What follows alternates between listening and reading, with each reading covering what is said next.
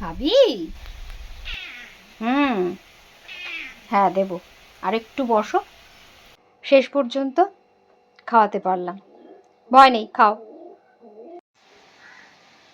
প্রতিদিনের মতোই ও এসে বসে আছে, প্রবল ধৈর্য, সেই সাথে প্রবল আশা নিয়ে।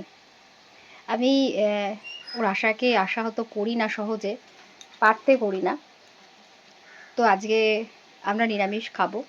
আমার ঘরে নিরামিষ রান্না হয় না, কেননা নিজেরা না খেলেও মাছ আমার করতেই হয় ওদের জন্য। তো যাই হোক, আমরা নিরামিষ খাবো, সেই কারণেই আমি আগে আমাদের রান্নাটা করে নিচ্ছি, একদম শেষে ওদের মাছটা করব। তো এসেছেও আধ ঘন্টা হয়ে গেছে। আজকে সম্ভবত প্রচুর খিদে, যদিও একদম আর্লি মর্নিংয়ে একবার খেয়ে গেছে। তো যাই হোক, ওর খিদেটা মানে পূর্ণ হয়নি, অনেকক্ষণ থেকে বসে আছে, আধ ঘন্টা হয়ে গেছে। তো আমারও রান্না হয়ে এসছে, এইবার ওর মাছটা করব, মানে ওদের মাছটা করব। খাবি? ঠিক আছে, খাবি। আমি একটু দেখিয়ে দিই, ওর ক্ষতটা কিন্তু অনেকটা সেরে গেছে। আজকে আমি ওষুধ দিয়ে দিয়েছি, জাস্ট একদম কিওর হয়ে যাবে আশা রাখছি, তখন আমি অবশ্যই দেখাবো। হ্যাঁ হ্যাঁ হ্যাঁ, আসো আসো আসো আসো আসো, ওষুধ দেবো না, আসো আসো আসো আসো, বসো বসো বসো।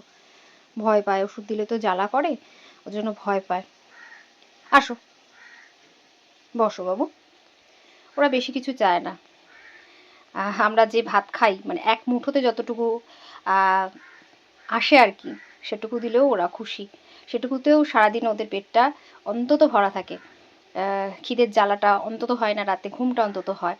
তো কেউ ফেরাবেন না এরকম যদি কোনো বিড়াল বা কুকুর আপনার দরজা আসে একটুখানি খাবারের আশায়, ফিরাবেন না।